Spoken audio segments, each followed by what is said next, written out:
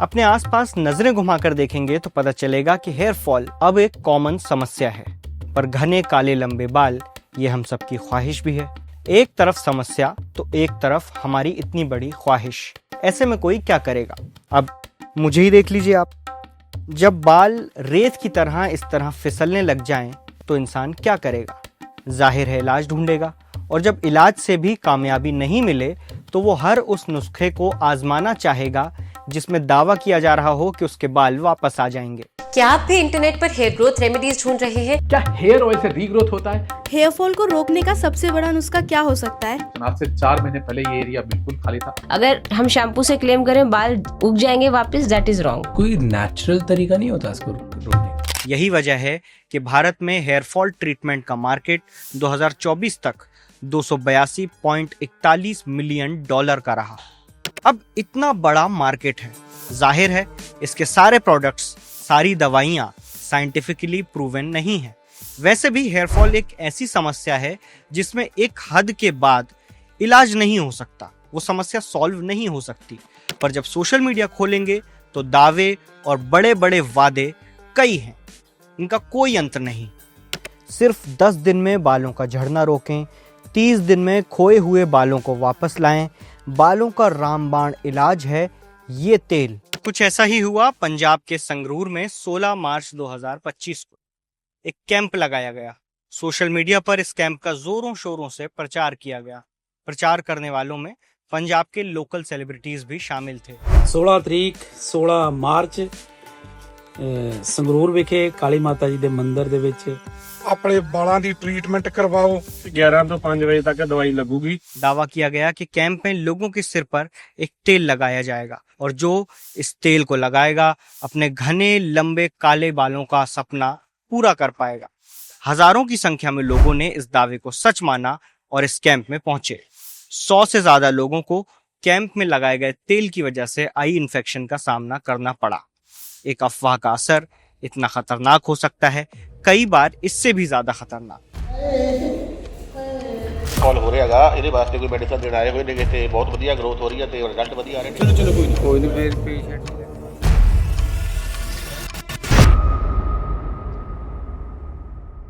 मेरा नाम सिद्धार्थ है और मैं द क्विंट में बतौर फैक्ट चेकर काम करता हूँ।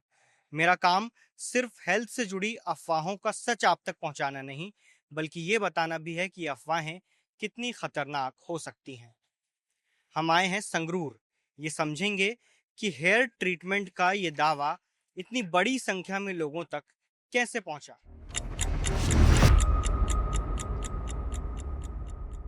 खन्ना से टीम आई थी 9x0 स्टाइल, उनकी टीम आई थी कैंप लगाने के लिए। मैंने भी लगवाई थी यहाँ, तो बाल तो पता नहीं आएंगे कि नहीं आएंगे, लेकिन इतना जरूर है भी उस दिन मैं तकलीफ में बहुत होया था।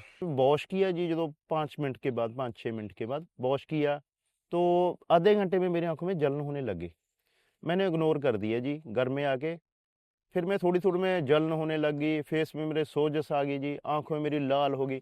फिर मैं हॉस्पिटल में चला गया। रेडनेस बहुत हो गई थी, सोजस आंखों की खुली नहीं रही थी, आंखें बंद हो गई थी मेरी दोनों, सोजस इतनी आ गई थी और सर पे पूरा लाल हो गया था।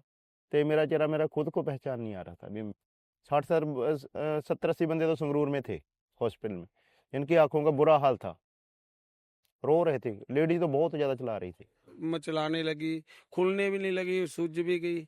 जितने भी लोग आए थे उनको दर्द, जो सबसे बड़ी कंप्लेंट थी, दर्द, बेतहाशा दर्द था, रड़क थी, पानी, लाली और पूरा आंखों की पलकें सूज गई थी। लोगों को दिखने में भी दिक्कत हो रही थी, क्योंकि ये एक समय में इतने सारे लोगों को हो गया, 200, 250, 300 लोगों को इकट्ठा ही हो गया। इसके कारण पूरे शहर में अफरा तफरी का माहौल हो गया।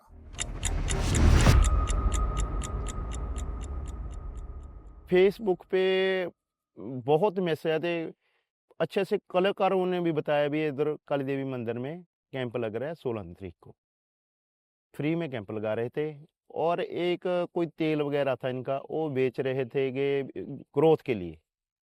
नियर अबाउट 1000 की कीमत का वो तेल था। वहाँ पे इतनी भीड़ होगी, वहाँ पे कलर लगाने वाले की इतने गंजे इकट्ठे हो गए, बहुत दूर दूर से लोग आए थे। वहाँ पे कंट्रोल करना बहुत मुश्किल हो गया था। जब जिन जिन लोगों ने कलर लगाया, कम से कम 5-6 हज़ार लोगों ने लगवाया था। 5-6 हजार लोगों ने हाँ, लगाया था। जहाँ से लोग पहले खन्ना जाते थे लगवाने, इनका हेड ऑफिस जो है खन्ना में है, वहाँ पे लोग लगाने जाते थे, जहाँ के लोकल आदमी भी लगाने जाते थे।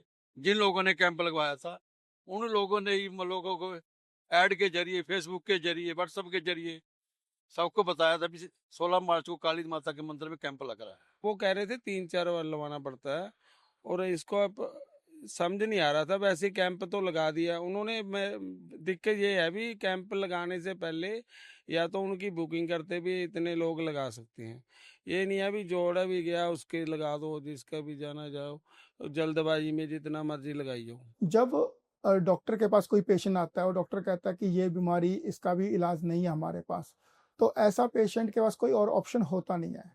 और ऐसे पेशेंट को हम लोग समझाते हैं कि इसका इलाज नहीं है, आप अपने आप को ट्रेन करो इस चीज़ से लड़ने के लिए, मन को पक्का करो।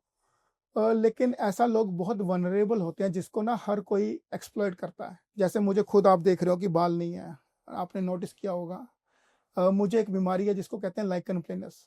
मेरे खुद के बीच में पैचेस में बाल नहीं है, तो इसका मेरे डॉक्टर ने मुझे बता रखा है कि इसका कोई सोल्यूशन नहीं है, बाल आ ही नहीं सकते मेरे। तो अब मैं तो समझदार हूँ, डॉक्टर हूँ, तो मुझे मालूम है, लेकिन बहुत सारे ऐसे लोग होंगे जिनको सेम बीमारी है, वो लोग इन लोगों के चक्कर में फंस जाते हैं जो क्लेम करते हैं कि 100% बाल आपके आ जाएंगे।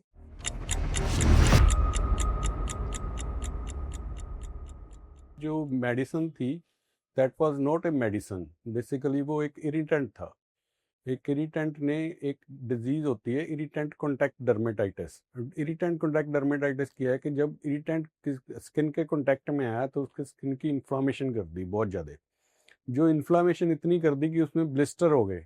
ब्लिस्टर होने के बाद वो इतनी सूजन आ गई कि वो आंखों तक भी पहुंच गई, आंखों की रेडनेस होगी, सारे पूरा का पूरा स्वेलिंग होगी। जो इरिटेंट है that was very strong and that was not meant for this hair loss और एनीथिंग एल्स। हाँ, अगर ये इन सभी का अगर प्रॉपर सही टाइम पे इलाज ना होता तो ये प्रॉब्लम इंक्रीज होता ही, इन्फेक्शन हो जाती। इन्फेक्शन के कारण हो सकता है आई साइट भी चली जाने का डर रहता है इसमें। संगरूर के प्रशासन का कहना है कि कैंप बिना अनुमति के लगाया गया था। कैंप का आयोजन करने वाले तेजिंदर पाल सिंह और अमनदीप सिंह के खिलाफ पुलिस ने एफआईआर दर्ज कर ली है। एफआईआर भ्रामक दवाइयों का प्रचार करने से जुड़ी धाराओं में दर्ज हुई है। आरोपी अमनदीप सिंह की अग्रिम जमानत याचिका को खारिज करते हुए पंजाब हरियाणा हाई कोर्ट ने कहा कि ये मामला पब्लिक हेल्थ से जुड़ा है और गंभीर है।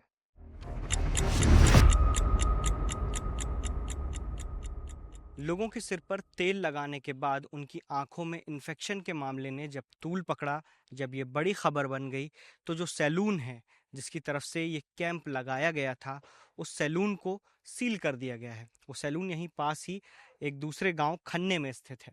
लेकिन सवाल ये उठता है कि ये कार्रवाइयाँ अफवाह का असर सामने आने के बाद क्यों होती हैं? जब अफवाह फैल रही होती है तब प्रशासन एक्शन में क्यों नहीं आता?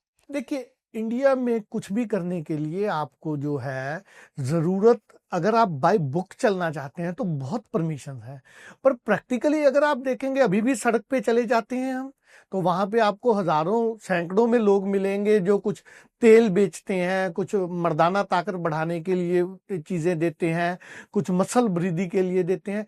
तो ये इंडिया में सबसे बड़ी दिक्कत यही है कि लॉ इन्फोर्समेंट जो एजेंसीज हैं उनकी जो वर्किंग है, ड्यू टू करप्शन लगा लीजिए, ड्यू टू पॉलिटिकल सिस्टम लगा लीजिए, जो उनकी वर्किंग है वो वर्किंग जो है वो अप टू मार्क नहीं है। इससे एक ही सीख मिलती है कि आपको खुद अवेयर होना होगा जब ऐसे दावे किए जाएं। जब इंटरनेट पर आपके स्वास्थ्य से जुड़ा या कोई भी गंभीर दावा किया जा रहा हो तो उसे बिना वेरीफाई किए ना तो आगे बढ़ाएं, ना ही उस पर अमल करें। अफवाह के नुकसान की ऐसी ही कई कहानियां हम आप तक पहुंचा रहे हैं अपनी इस खास सीरीज में। इस सीरीज को सपोर्ट करें, हमारे मेंबर बने और बेवकूफ ना बने। शुक्रिया।